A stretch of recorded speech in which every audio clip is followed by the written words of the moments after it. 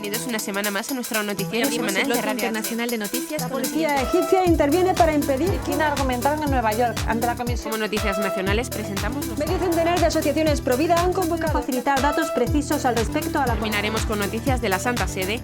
El Vaticano recoge firmas para defender a no nacidos. De la Conferencia Episcopal Italiana. Bienvenidos una vez más a nuestro noticiario semanal de Radio HM. Hoy les saludamos María Fra e Isabel Jordán. Eucamami vuelve a dar la talla con su proyecto Despierta, en defensa de los cristianos perseguidos. Y en esta ocasión te presenta un clip nada despreciable sobre el martirio del padre Rajid Ghani, en conmemoración del 10º aniversario de su muerte y nacimiento a la vida del cielo. El 3 de junio, la Iglesia Católica Caldea celebra el Día del Martirio del padre Rajid. Rajid nació en Mosul en 1972. Era un joven alegre y siempre sonriente, lleno de vitalidad. Se licenció en Ingeniería en 1993 y, habiendo descubierto su vocación al sacerdocio, fue a Roma para estudiar teología en el Angelicum, especializándose en teología ecuménica. Hablaba árabe, italiano, francés e inglés. Cuando la persecución se recrudeció, regresó a su país para servir como sacerdote a su pueblo. Murió asesinado en Mosul, Irak, a los 34 años, el 3 de junio de 2007, después de haber celebrado la Eucaristía, algo que era esencial para él. Haciendo referencia a esto, decía: «Sin domingo, sin Eucaristía, los cristianos en Irak no pueden vivir». Pero Cristo, con su amor sin fin, desafía el mal, nos mantiene unidos y a través de la Eucaristía nos dona nuevamente la vida que los terroristas buscan quitarnos. Alguna vez yo mismo me siento frágil y lleno de miedo. Cuando con la Eucaristía en la mano digo las palabras «He aquí el Cordero de Dios que quita los pecados del mundo», siento en mí su fuerza. Yo tengo en mis manos la hostia, pero en realidad es Él el que me sostiene a mí y a todos nosotros. Cada día esperamos el ataque decisivo, pero no dejaremos de celebrar la misa. Iba con los subdiáconos Basman Yusif, Ghassam Issam Bidawid y Wahid Hanna Isso, cuando fueron alcanzados por hombres armados. La mujer de Bidawid estaba con ellos. Más tarde recordará: uno de los asesinos gritaba contra Rajid: «Te dije que cerraras la iglesia, ¿por qué no lo hiciste? ¿Por qué estás todavía allí?» Y él le respondía con simplicidad: «¿Cómo puedo cerrar la casa de Dios?». Lo tiraron al suelo y Rajid tuvo solo el tiempo de indicarme con la cabeza que me tenía que ir. Abrieron fuego y mataron a los 4. Los terroristas pusieron explosivos sobre sus cuerpos. Se necesitaron horas antes de poder recomponerlos. No obstante las amenazas, más de 2.000 personas participaron en los funerales de los 4 hombres. Este sacerdote es una de las tantas víctimas cristianas de los fundamentalismos religiosos caracterizados por su irracionalidad y antihumanismo en aras de defender a un supuesto Dios que, al parecer, les manda exterminar a todos aquellos que difieren sus creencias. En los 2 milenios que llevamos de cristianismo han muerto 70 millones de cristianos a causa de su fe. De estos, el 65% fueron asesinados en el siglo XX. Se cumplen así las palabras de la Virgen en Fátima, que le dijo a los pastorcitos que el siglo XX sería un siglo de grandes persecuciones contra la Iglesia. Pero la cosa continúa, porque se calcula que en el siglo actual mueren cada año unos 100.000 cristianos y, según la Organización para la Seguridad y Cooperación de Europa, cada 5 minutos es asesinado un cristiano por causa de su fe. Y mientras todo esto pasa, la comunidad internacional calla, haciéndose cómplice con su silencio de la sangre de sus hermanos.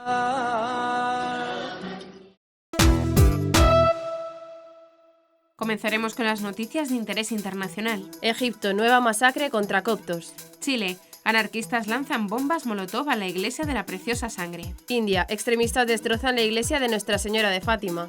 Siria, conflicto sirio. Washington envía más armas a los rebeldes para luchar contra Al-Assad e Irán. República Dominicana, papel fundamental de la iglesia en el rechazo del Senado a despenalizar el aborto. Pasaremos después a las noticias nacionales. Lobbies LGTB hacen un escrache a Monseñor Nobel. Pablo Cervera propone reflexión diaria para junio. Madrid acogerá en noviembre la beatificación de 60 mártires vicencianos. Curso de formación de agentes de Pastoral de Familia y Vida. Y por último comentaremos algunas de las noticias más destacadas de la Santa Sede. Cardenal Sará, ¿cómo entender el temor de Dios? El Vaticano aplaza el viaje del Papa a Sudán del Sur. Cardenal Cafarra, la educación católica pieza clave para defender la vida y la familia. Francisco habla de la relación entre la esperanza cristiana y el Espíritu Santo. «Somos coptos, no tenemos miedo», fue el cántico de los cristianos egipcios que, entre llantos, despidieron en pequeñas ceremonias en la provincia de Al-Minya a las víctimas del último atentado contra esta minoría religiosa en Egipto, reivindicado por el grupo yihadista ISIS. Fueron coptos hasta el final, cuando los terroristas enmascarados hicieron detener los autobuses en los que viajaban al monasterio de San Samuel, en el desierto al sur del país, los encañonaron y les forzaron a renunciar a su fe, según han relatado los supervivientes. Según el relato de varios supervivientes, a los cristianos emboscados, trabajadores del monasterio, peregrinos y decenas de niños de viaje con la parroquia, se les instó a recitar la Sajada, profesión de fe musulmana por la que juran no hay más Dios que Alá y Mahoma su profeta, antes de convertirse al Islam. Se les pidió renunciar a su fe cristiana uno por uno, pero se negaron y murieron como cristianos, explica entre lágrimas un superviviente del ataque que perdió a sus sobrinos. Algunos de los hombres que se negaron a renegar de su fe fueron forzados a abandonar los vehículos y en aquel camino de polvo sin asfaltar en medio del desierto egipcio fueron ajusticiados de un disparo a quemarropa. Otros murieron cuando, indiscriminadamente, los enmascarados dispararon desde dentro de los autobuses, uno de ellos un microbús cargado de niños de corta edad. Los terroristas han filmado la masacre que se ha cobrado las vidas de 29 personas según las últimas cifras del Ministerio de Salud egipcio, con la presunta intención de difundir más tarde el vídeo como parte de su propaganda, apuntando a la sangrienta firma de ISIS que la mañana del sábado confirmó su autoría. El sábado 27 de mayo, una turba que se autodefine como anarquista transitó por las calles del centro de Santiago de Chile y atacó todo a su paso, lanzando incluso cóctel molotov a un templo católico y al convento en la misma propiedad. Alrededor de las 9 de la tarde, un grupo de unas 100 personas, en su mayoría encapuchados, se reunieron para conmemorar la muerte de Mauricio Morales, un anarquista que en 2009 portaba una mochila con un artefacto incendiario que explotó sobre sí. Al concluir el encuentro, el grupo se dirigió a pie y con bengalas en mano por distintas calles del barrio Brasil, uno de los lugares emblemáticos de Santiago. A su paso tiraron panfletos anarquistas, rayaron las paredes exteriores de distintos inmuebles, apedrearon restaurantes y vehículos y lanzaron cócteles molotov. El Templo de la Preciosa Sangre recibió el impacto de al menos 2 de estos cócteles molotov en el frontis. La congregación que vive allí terminó con 2 de sus salones quemados. Son jóvenes que no tienen conciencia, jóvenes que están en contra no sé si del gobierno, de la sociedad o de todo, explicó la hermana Loreto Fuentes. Un grupo de anarquistas sembró el pánico entre los transeúntes, los comensales y también automovilistas. Muchos de ellos se refugiaron para no ser alcanzados por el ataque. Después de que los delincuentes lograran atacar al menos 4 esquinas, se dispersaron con el actuar de la policía. No hay detenidos hasta el momento. Las autoridades detuvieron a un sujeto que rayó el frontis del monumento nacional y emblemático, la Iglesia de la Gratitud Nacional, con la consigna «Iglesia, mentira», más el dibujo de una cruz invertida. El hombre lo realizó a pesar de que el templo permanece con custodia policial desde los reiterados ataques que recibió en manifestaciones estudiantiles anteriores, donde destrozaron en plena vía pública la imagen de un Cristo crucificado. Una iglesia dedicada a Nuestra Señora de Fátima e inaugurada recientemente con motivo de los 100 años de las apariciones marianas por el arzobispo Monseñor Zuma Bala, fue atacada por una turba de extremistas hindúes en la diócesis de Iradabad, en el estado indio de Andhra Pradesh. Según la información e imágenes que envió el padre Vijay Kumar Rayarala, superior regional del PIME en la India, los responsables pertenecen a los movimientos más fanáticos de la derecha nacionalista hindú, y la iglesia quedó devastada completamente. Los vándalos destruyeron las estatuas de Jesús y de la Virgen, ornamentos, cuadros y sillas. Es preocupante no solo por el modo como fue ejecutado, sino también porque Hyderabad no se encuentra en una de las áreas donde este tipo de violencia haya sido verificada. Estamos bajo shock y llenos de dolor. Que el Señor nos proteja y perdone a quienes han cometido esta destrucción. Es una señal muy peligrosa y nosotros, los cristianos, debemos estar unidos en la demanda de que sean detenidos los culpables, expresó el padre Vijay. Estas cosas no hacen bien a la nación. Se trata de un pequeño grupo. Sin embargo, estos hechos representan una vergüenza para todos nosotros. Cada cierto tiempo se verifican estos incidentes, afirmó el arzobispo de Bombay, el cardenal Oswald Gracias. Sin embargo, destacó que esta vez el gobierno reaccionó de forma rápida. Cerca de 15 personas han sido encarceladas. El gobierno ha prometido apoyo para las actividades de la Iglesia. Estados Unidos ha enviado un nuevo suministro de armas a los grupos suníes en Siria que combaten contra el presidente Bashar al-Assad y las milicias chiíes apoyadas por Irán. Los mismos grupos combatientes que en Irak son, en cambio, un precioso aliado en la lucha contra el Estado Islámico y en la ofensiva vigente en Mosul, bastión del califato. El objetivo de los guerrilleros chiíes es el de crear una ruta de suministro que va desde Irak a Siria. La decisión de Washington de proporcionar nuevas armas y medios a los combatientes suníes probablemente empeore las relaciones con Bagdad, que cuenta con la presencia de los guerrilleros chiíes para derrotar al Estado Islámico. Además, esta lo único que haría es aumentar los ya graves reflejos también en territorio sirio, exacerbando aún más una situación ya incandescente. En su reciente viaje a Arabia Saudita, la primera misión diplomática en el extranjero, el presidente Donald Trump volvió a lanzar acusaciones contra Teherán, culpable, según él, de apoyar, armar y adiestrar a terroristas y milicias en todo Oriente Medio, pero sobre todo en Irak y Siria. Sin embargo, analistas y expertos en política de Medio Oriente subrayan que, más que Teherán, son justamente Estados Unidos y los aliados árabes quienes están avivando el fuego del conflicto. Los estudiosos subrayan que Irán no es responsable de la ocupación de Mosul y Raqqa, o de los atentados del 11 de septiembre, o aún más de los ataques en Manchester o Charlie Hebdo, solo para recordar algunos. Y es Irán, junto a los kurdos, la única fuerza militar que demostró saber rechazar en el campo las ofensivas del Estado Islámico en Siria e Irak.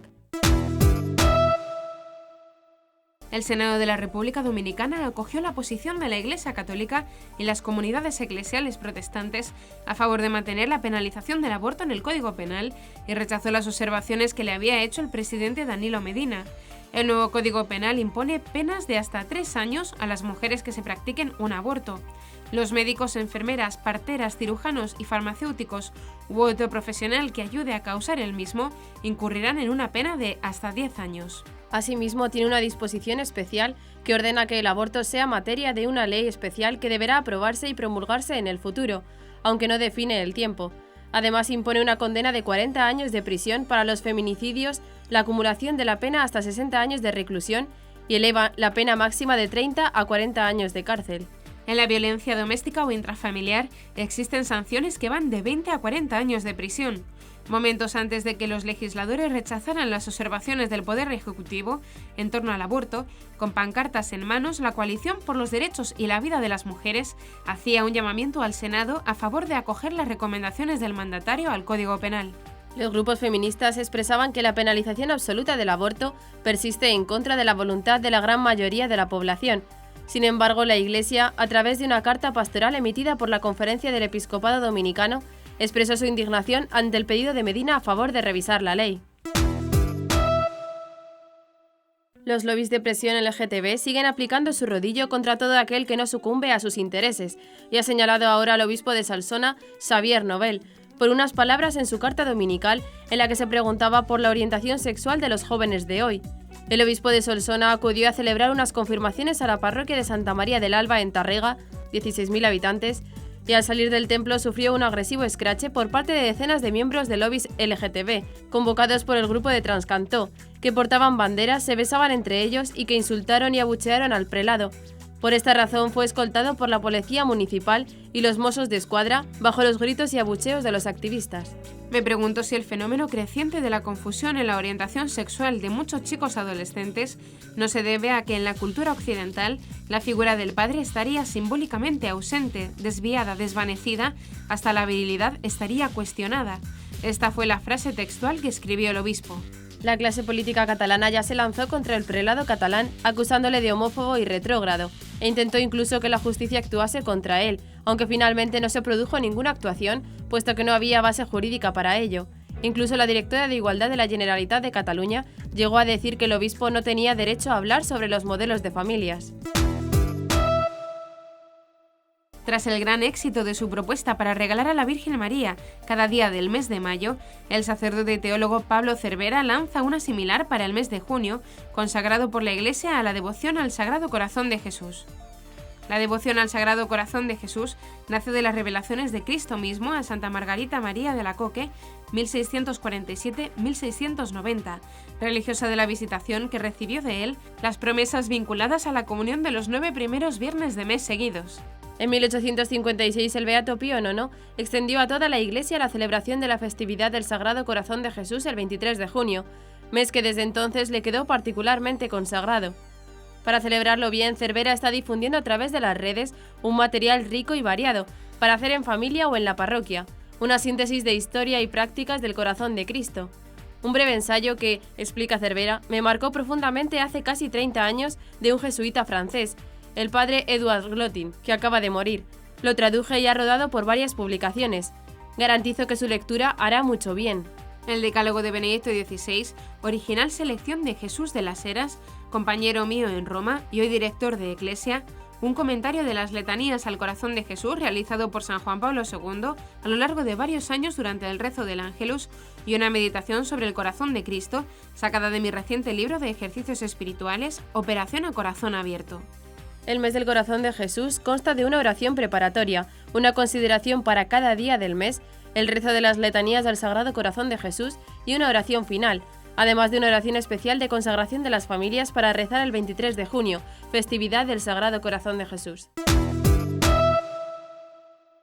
El próximo 11 de noviembre, 60 víctimas de la persecución religiosa del siglo XX, sacerdotes consagrados y laicos de la familia vicenciana, nacidos en diversos lugares de España, serán reconocidos en la Iglesia como mártires de Cristo y beatificados en Madrid por el cardenal Amato, tal y como ha dispuesto el Papa Francisco. El cardenal arzobispo de Madrid, Carlos Osoro, ha escrito una carta dirigida a párrocos y a directores de centros educativos y de otras instituciones de la Iglesia Diocesana de Madrid, así como a todos los sacerdotes consagrados y fieles, para que tengan tiempo para informarse, participar y beneficiarse de esta especial gracia de Dios. De esta manera desea que toda la comunidad diocesana se implique en esta celebración de los mártires, puesto que la evangelización se hace en la comunión de los santos. Al mismo tiempo, el purpurado se dirige a los peregrinos de familia vicenciana de otros lugares de España y del mundo entero, a quienes esperamos para esta fiesta de los mártires. En la celebración del 400 aniversario de este carisma misionero, destaca la alegría de poderle dar gracias juntos a Dios por ese gran regalo. Y en todo momento, con San Vicente de Paúl en el centro, qué bueno contar ahora con el ejemplo y la intercesión de estos hermanos que han vivido el carisma vicenciano hasta el testimonio supremo de la entrega de su vida por amor a Dios y a los hermanos.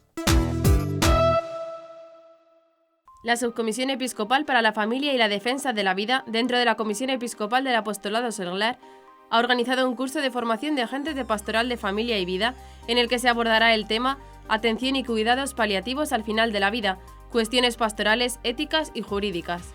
El curso, que tendrá lugar en Guadarrama, Madrid, del 6 al 9 de julio, tiene como objetivos conocer las cuestiones relativas a los pacientes con enfermedades avanzadas o en situación terminal de enfermedad, los elementos fundamentales de la aplicación de los cuidados paliativos tanto a los pacientes como la atención a sus familias y las experiencias desde un punto de vista multidisciplinar en la atención a los pacientes con enfermedades avanzadas o en situación terminal de enfermedad, además de dar respuesta a las objeciones que se presentan desde los postulados de la denominada cultura de la muerte y proponer razones para la esperanza en las situaciones avanzadas de enfermedad, en la situación de enfermedad terminal.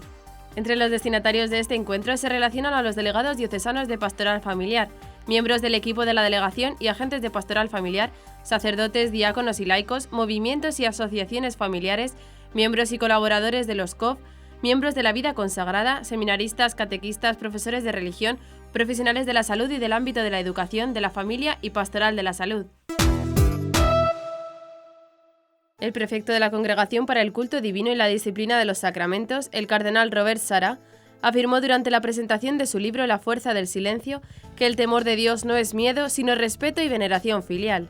La Sagrada Escritura está llena de referencias al temor de Dios. Inintium sapience timor Domini, y el temor de Dios es uno de los 7 dones del Espíritu Santo, recordó la autoridad vaticana durante la presentación del libro en lengua alemana. En ese sentido explicó que este temor no es miedo, porque como dice San Juan, la caridad echa fuera el miedo, pero es respeto y veneración filial, respeto por las cosas de Dios, que es mucho más grande que el hombre. Él es creador, nosotros somos criaturas, la intimidad con Dios no cancela el respeto por Él. El cardenal Sarah añadió en su discurso que el silencio no es un fin en sí mismo, sino una condición necesaria. El silencio crea aquel clima que hace posible el acogimiento de la encarnación. Dios no está a nuestra disposición, aclaró el purpurado, quien señaló que si no hay respeto por Dios, no podemos tampoco tomar en serio su palabra salvífica, interrogarnos e iluminarnos por ella. El Vaticano aplaza el viaje del Papa a Sudán del Sur. Así lo ha confirmado este martes el director de la oficina de prensa del Vaticano, Greg Burke. La inseguridad y la violencia del país africano parecen estar detrás del aplazamiento del viaje del Papa Francisco. Fue el propio Papa Francisco, durante un encuentro en febrero con miembros de la comunidad anglicana en Roma, quien había explicado que sus colaboradores estaban estudiando la posibilidad de realizar este viaje, pero la situación allí es muy fea, reconocía él mismo en aquella ocasión, motivo por el que presumiblemente se ha decidido retrasar la visita del pontífice por tiempo indefinido.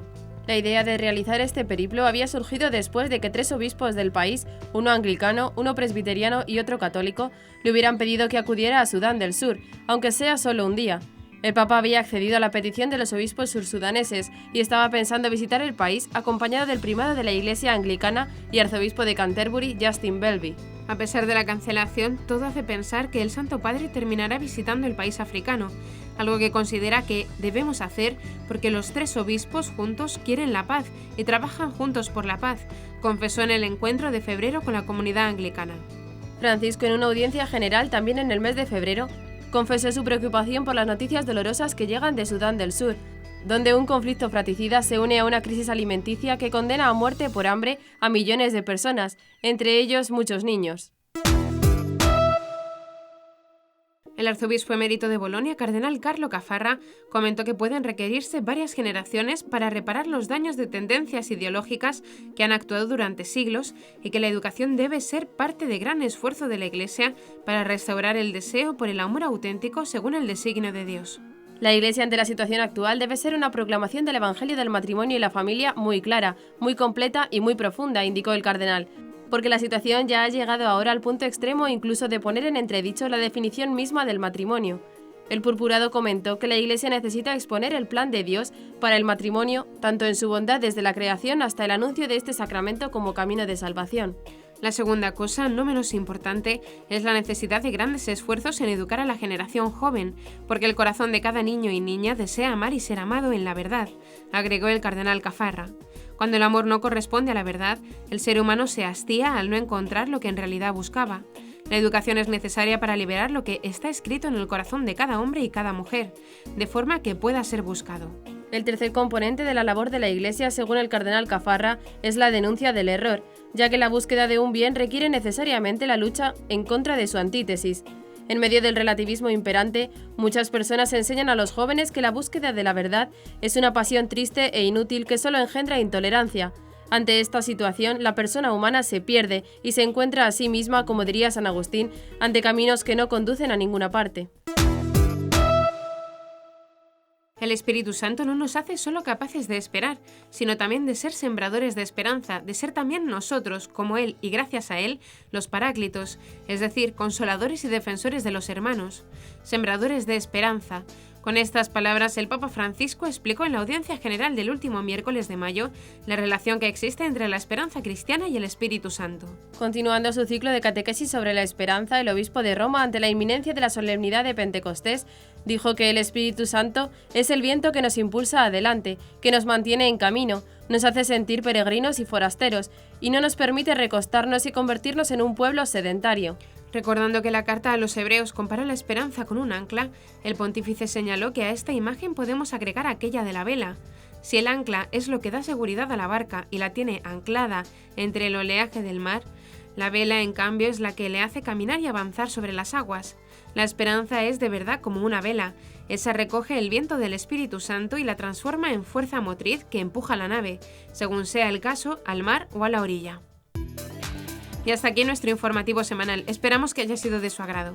Recuerden que pueden seguir escuchándonos siguiendo el resto de nuestra programación en directo a través de la web www.radiohm.net.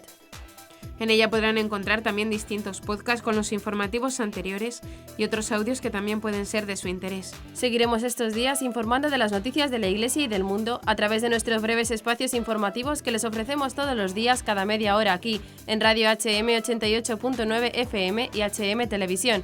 Ayer, hoy y siempre, la verdad. Gracias por habernos acompañado. Les han informado Isabel Jordán y María Fra. Hasta la próxima semana.